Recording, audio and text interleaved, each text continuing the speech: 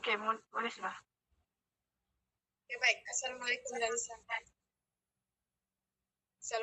salam sejahtera. Hai semua, saya Siti Saziani selaku moderator forum pada hari ini. So, selamat datang ke forum kami yang bertajuk The Impact of Communication on Employee Performance. Terima kasih kerana meluangkan masa bersama kami hari ini.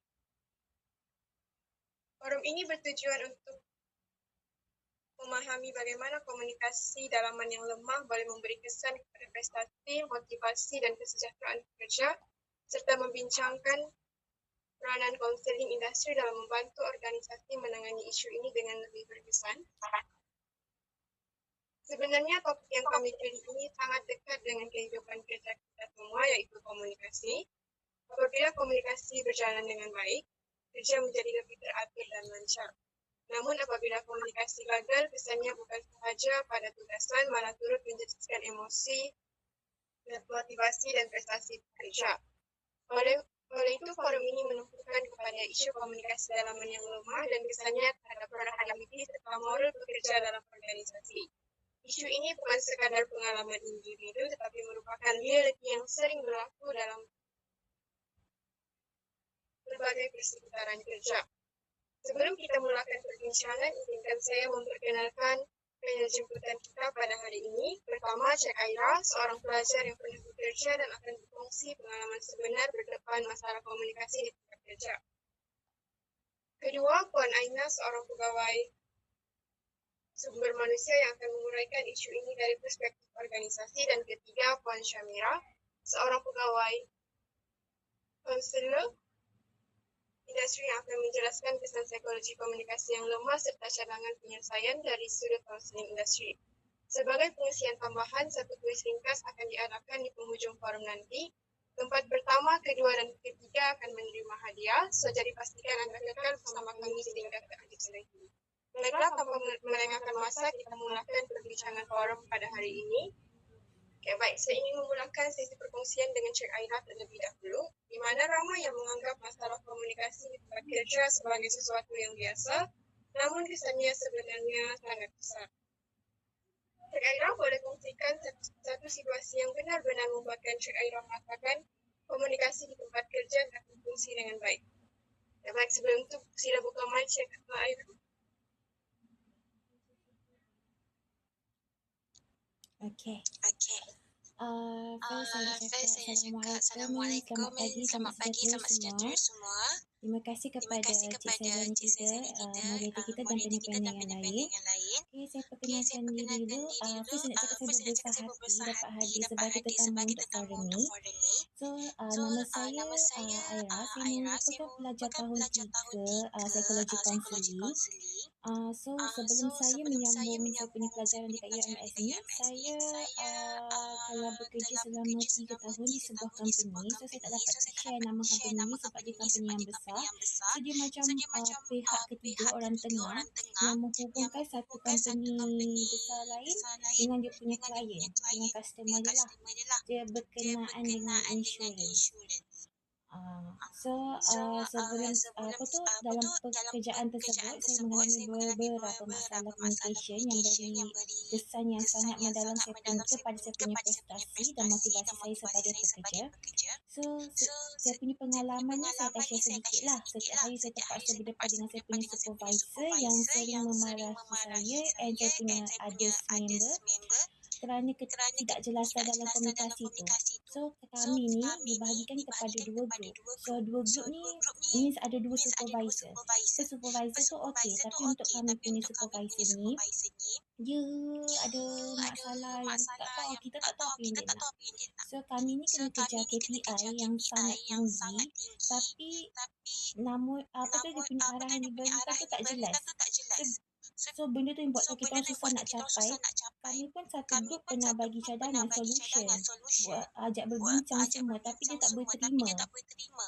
Dia rasa kita orang yang salah, kita orang yang buat kerja main-main, kita orang yang buat kerja tak betul. So kita orang ni macam tak tahu apa lagi nak buat. So kami ni sering selain tu kami ni selalu kena marah, bukan kena maki, bukan je dekat kita orang punya group je, tapi so macam di halayak ramai semua orang boleh tengok. So benda tu sangat memalukan dan agak tertekan. And saya pilih tu sebab saya tak dapat tahu apa sebenarnya yang dia nak daripada kita orang. Daripada saya, walaupun kita orang semua dah usaha dengan betul-betul lah kita buat kerja tu kan. So arah yang diberikan tu macam tak jelas, and saya kawan-kawan pun macam dapat maklumat yang diperlukan untuk laksanakan tugas dengan baik pun tak dapat. So ini menyebabkan saya rasa tak dihargai and semakin kurang motivasi. Dan saya ingat lagi macam mana saya rasa tertekan and tak tahu apa yang diharapkan lagi. So itu juga adalah antara penyebab untuk saya berhenti kerja. Sebab saya dah tak tahan dah. Itu saja dari saya punya pengalaman. Terima kasih.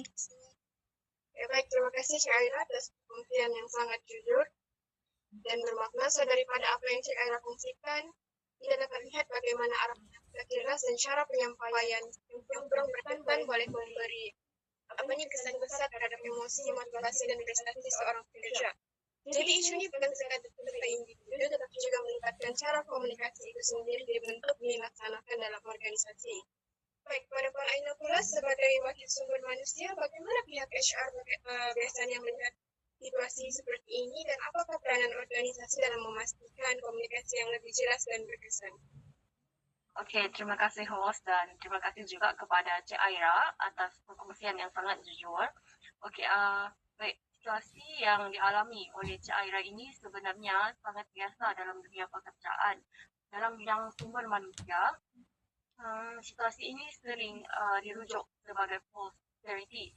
False clarity ini ialah keadaan di mana seseorang merasakan diri mereka sudah memahami sesuatu dengan jelas, sedangkan pemahaman tersebut sebenarnya tidak tepat atau membingungkan.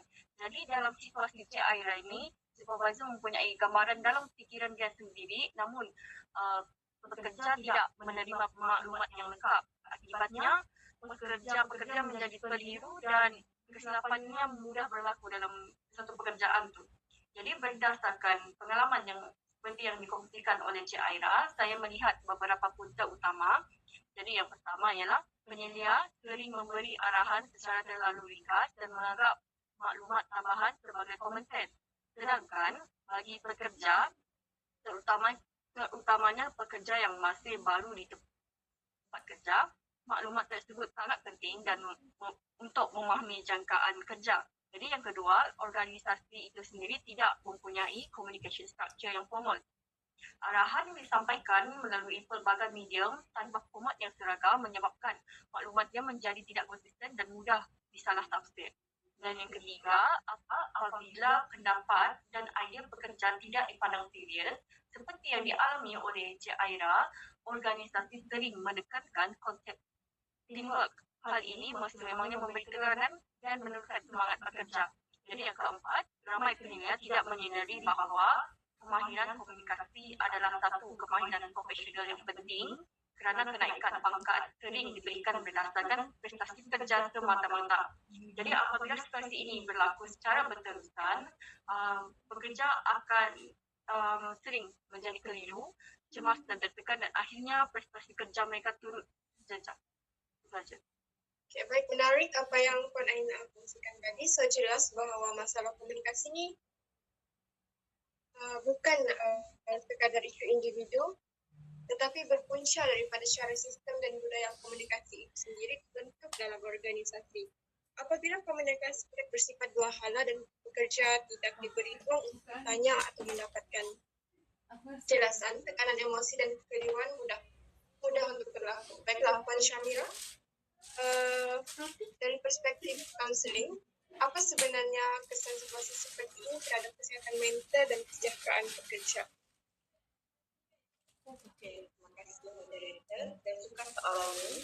Sebab ramai yang menganggap masalah komunikasi hanya gangguan kerja semata-mata, tapi sebenarnya dia turut menjejaskan emosi dan kesehatan mental pekerja lah.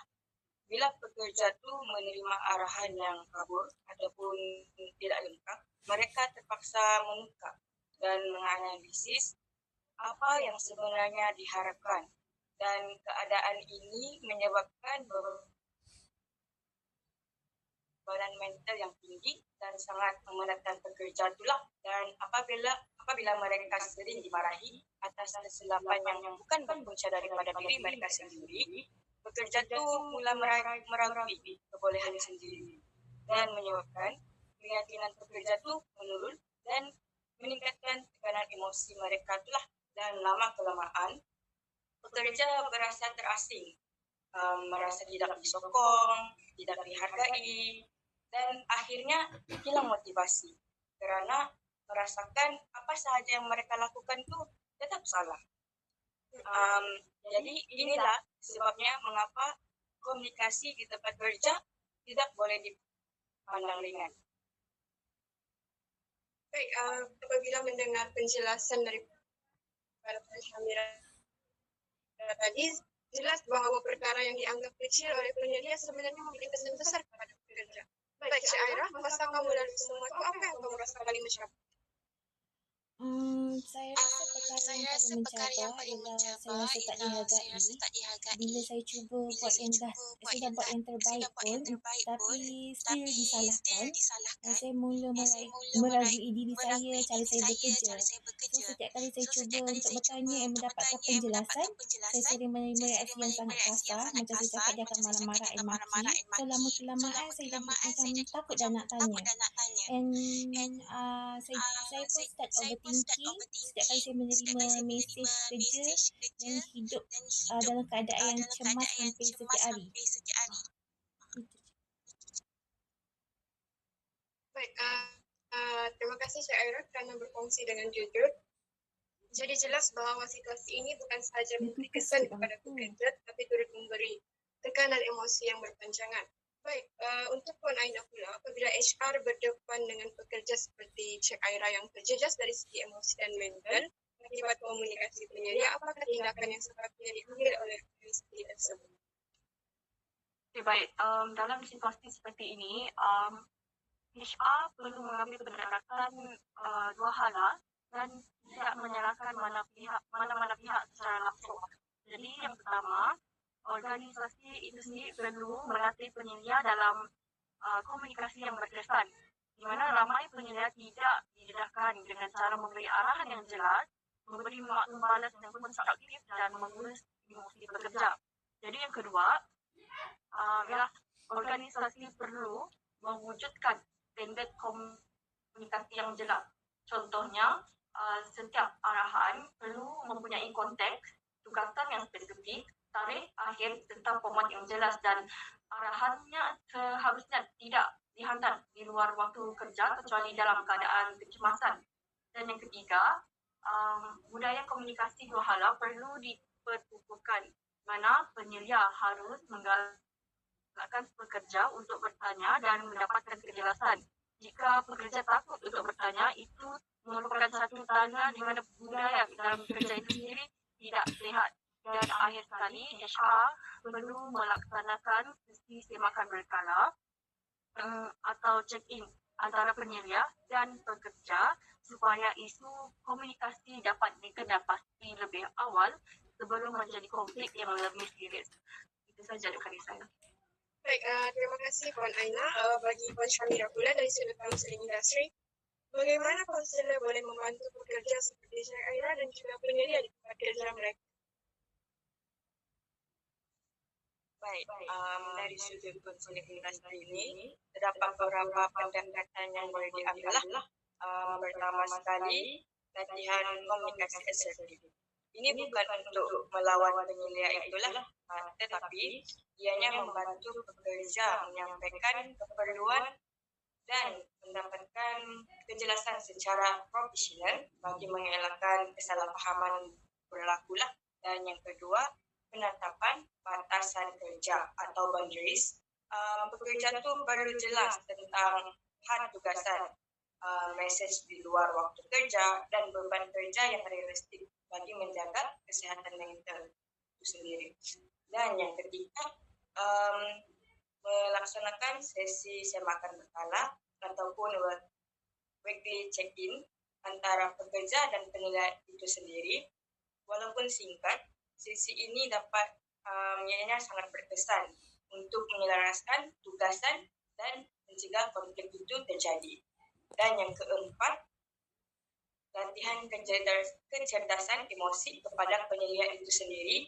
Penilai yang peka emosi dan konstruktif dalam memberi maklum balas, mampu mewujudkan persekitaran yang lebih selamat dan produktif.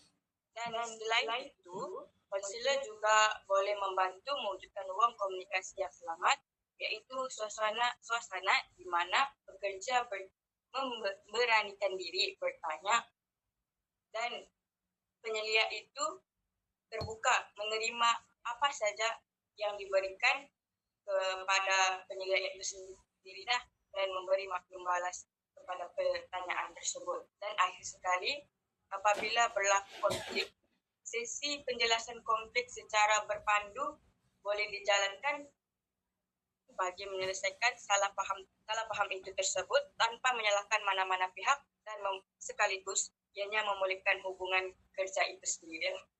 Baik, terima kasih Puan Syamira. Penyampaian yang sangat jelas dan berbentuk. Di mana apabila kita dengar penjelasan dari sudut konseling ini, jelas bahawa masalah komunikasi bukan sekadar salah paham kecil, tetapi boleh memberi kesan terhadap emosi, motivasi dan prestasi kerja. Baik, Syed Aira, selepas dengar penjelasan dari sudut konseling ini, apa pandangan terakhir Syed Aira sebagai individu yang pernah mengalami pengalaman tersebut?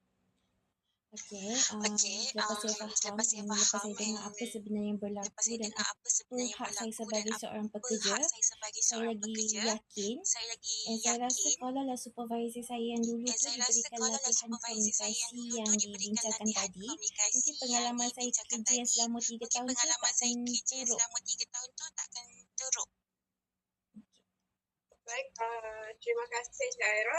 Baik, Puan Aina, sebagai wakil organisasi dan sumber manusia, apakah mesej utama yang ingin Puan sampaikan kepada pihak pengurusan dan majikan? Okey, baik. Sebagai bentuk dari sudut organisasi, saya menekankan bahawa komunikasi ini bukan satu pilihan, tapi merupakan asas kepada prestasi kerja. Jadi apabila komunikasi kita jelas, pekerja menjadi lebih yakin, lebih cekap dan lebih tepat dalam melaksanakan tugasan mereka. Jadi kegagalan komunikasi ini bukanlah satu isu individu semata-mata, tetapi kegagalan sistem organisasi secara keseluruhan. Baik, terima kasih Puan Aina. Dari Puan Syamira pula, mungkin satu ayat penutup daripada sudut kaunseling.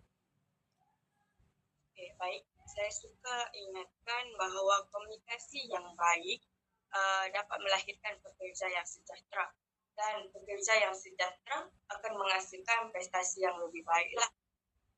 Ya, baik. Sebagai kesimpulannya, komunikasi merupakan elemen yang sangat penting dalam sebuah organisasi, di mana ia bukan sekadar pertukaran maklumat tetapi turut mempengaruhi motivasi, emosi, kesehatan mental dan juga prestasi pekerja. Apabila komunikasi gagal, banyak aspek dalam organisasi terjejas. Namun apabila komunikasi berfungsi dengan baik, pekerja dapat berkembang dan organisasi mampu mencapai kejayaan. Baik, saya ingin merakamkan setinggi-tinggi penghargaan dan terima kasih kepada panel kita pada hari ini, iaitu Cik Aira, Puan Aina dan Puan Syamira atas berkongsi. Sebelum kita benar-benar forum ini, kami ingin membuka ruang untuk sesi soal jawab. Jika ada sebarang soalan, pandangan atau perkongsian daripada para peserta, anda diajukan untuk bertanya sekarang. Anyone maybe mau bertanya?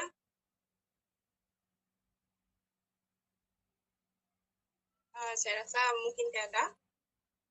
Baik, terima kasih atas soalan dan perkongsian yang sangat baik daripada panel-panel kita. Sebagai terakhir, sebelum kita menamatkan forum ini, kami ingin menguji sedikit pemahaman para peserta melalui satu kuis ringkas menggunakan Kahoot.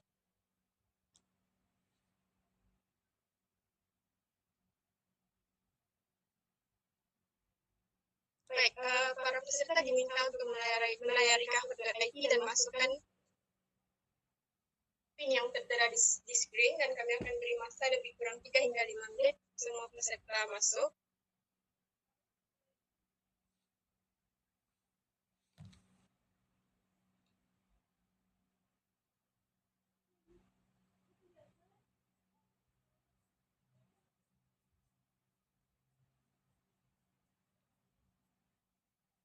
Para peserta yang berminat untuk masuk, sila masuk.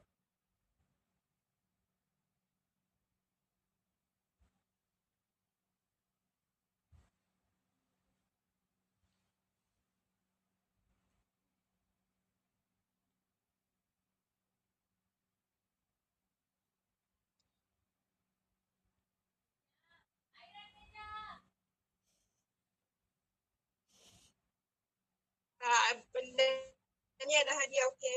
Tempat pertama, kedua, dan ketiga.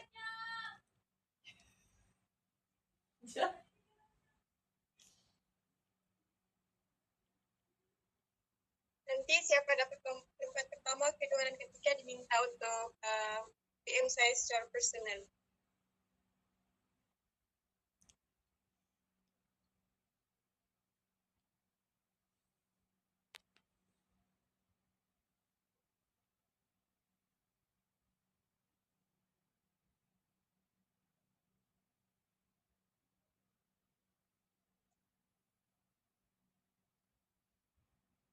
Baik, saya bagi masa 2 menit lagi untuk semua peserta masuk.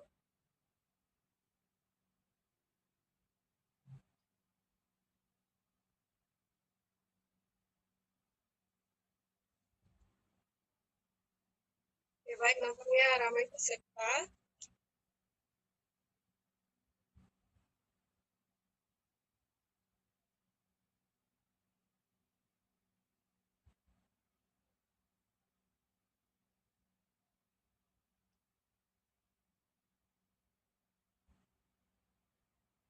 Oke, baik, saya bagi masa 1 menit lagi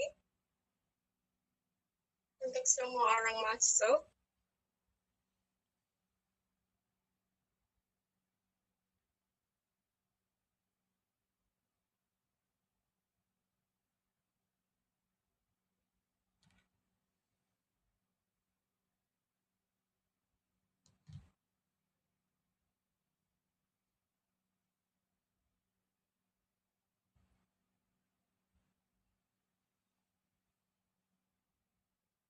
Baik, nampaknya macam ramai sudah.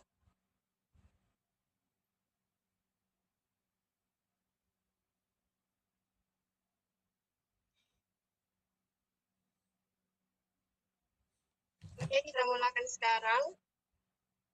Baik,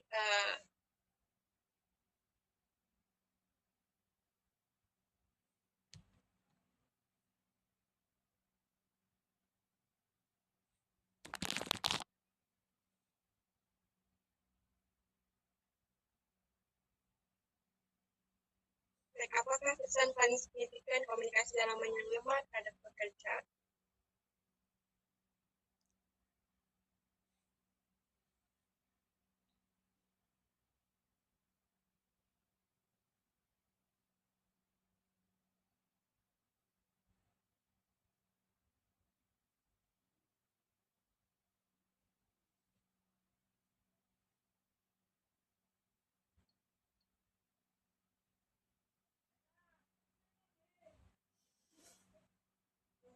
Apa?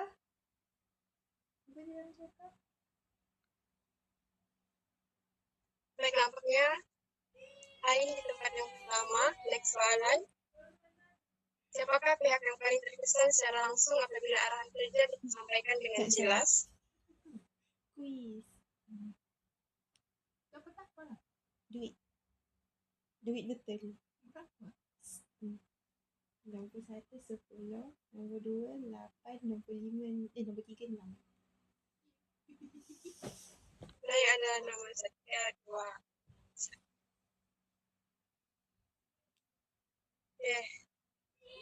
Baik, nampaknya Ain masih juara. Soalan seterusnya, kira apa yang menggambarkan situasi apabila pihak pengurusan menyangka arahan sudah jelas tetapi pekerja tetap?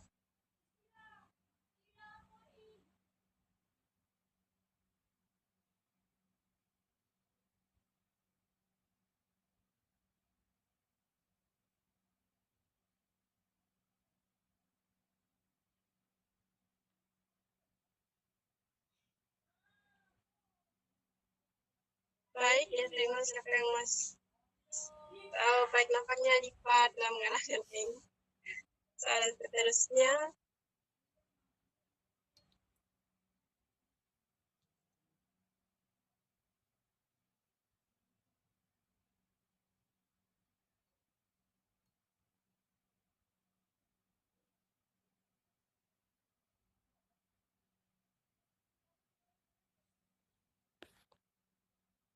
nampaknya semua betul. Ya, baik, Novia Rifa masih di tempat yang pertama. Baik, apakah kesan psikologi?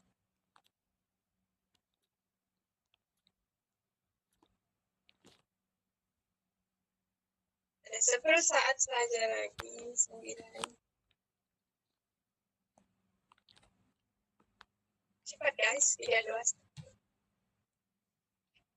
Ya baik, kita tengok siapa yang lol. Who is lol? Okay, next.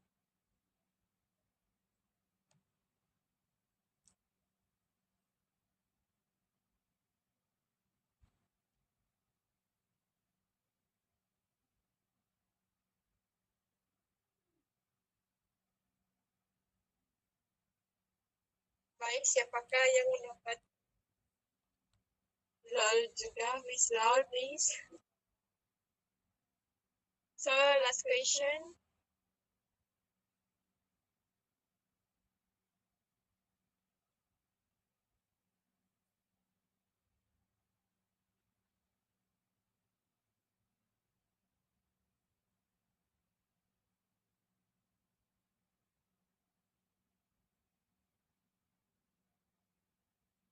Oke, mari kita tunggu siapa pemenangnya. Itu ketiga Meow I don't know who is this, but please PM me. Nomor 2 Syaif. First place was lol. So please nanti yang pemenang nih nomor 3, 1, 2, 3 nih please PM Sazi. So dengan itu berakhirlah forum kami pada hari ini. So thank you so much kepada semua panel dan peserta yang telah memberikan komitmen dan penglibatan yang sangat baik. Kami berharap forum ini dapat meningkatkan kesadaran bahwa komunikasi bukan sekadar permainan sampingan, tetapi merupakan teras kepada kesejahteraan dan prestasi bekerja. So thank you so much and see you guys later. Bye, jangan lupa PM.